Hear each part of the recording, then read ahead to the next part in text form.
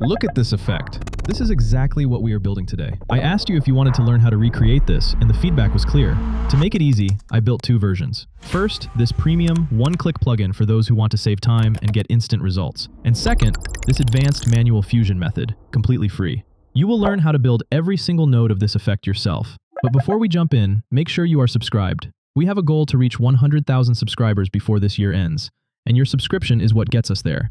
Hit that button right now, and let's start with the plugin. To install it, double-click the .drfx file. DaVinci Resolve will download and install it automatically.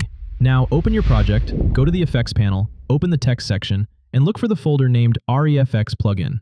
Drag the plugin onto your timeline and position it directly above your text layer. Open the inspector window to customize the look. Use Start Offset to set the exact starting position of your highlight. Adjust the Slide Distance slider to define exactly where you want the animation to end. If you are working with a larger font or a longer word, use the bar length slider to scale the effect and fit your text size. To slow down or speed up the motion, adjust the animation speed slider. Use slider thickness to make the stroke thicker or thinner. Use circle radius to scale the size of the circle. Control the visibility with the slider opacity control, and set your preferred colors using the slider color and stroke color settings. Finally, switch over to the Settings tab and change the composite mode to lighter. Go to the description below and download it now. Now let's build this entire effect from scratch. First, prepare your text on the timeline.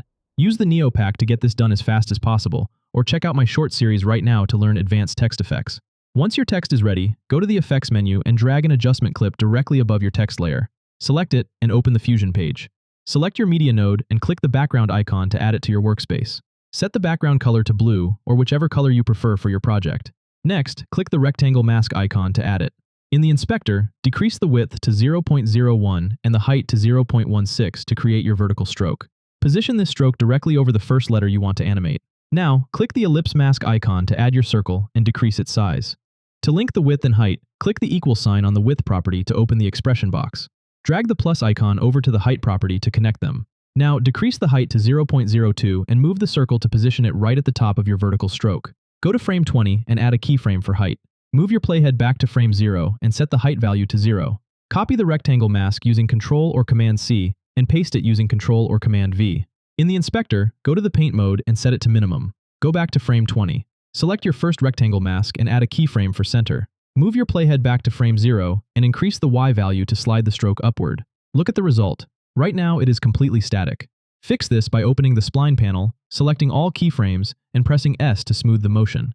Press Ctrl or Command-T to open the ease settings. Increase the ease in and decrease the ease out to create a fast to slow dynamic snap. Next, add a merge node and a transform node to the workspace. Connect the transform node to the merge node. Connect the mask output to the input of the transform node, and connect the merge output to the background mask input. Select the transform node. Go to frame 15 and add a keyframe for center. Move forward to frame 35 and slide the stroke to the very end of your text. Wait, we forgot to connect the mask output again to the second merge input. Connect it now, and here is what we have so far. Go to frame 14 and add a keyframe for flip. Move forward exactly one frame to frame 15 and click the flip button. Open the spline panel, select these new keyframes, and smooth them using the exact same easing values as before. Copy the background node and connect it to the output of your first background node. Add a new rectangle mask node to the workspace.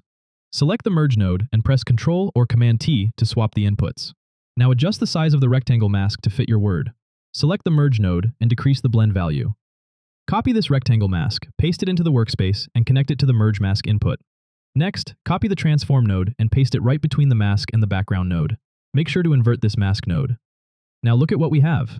Go back to the edit page, add a new adjustment clip directly above the effect and increase the scale. Add a keyframe for position. Move forward 20 frames, position your word right in the middle of the screen, and keyframe it again. Open the curve editor and smooth out the animation. Look at the final result. If this tutorial helped you, hit that subscribe button right now to help us reach our 100K goal before the year ends. I will see you in the next one.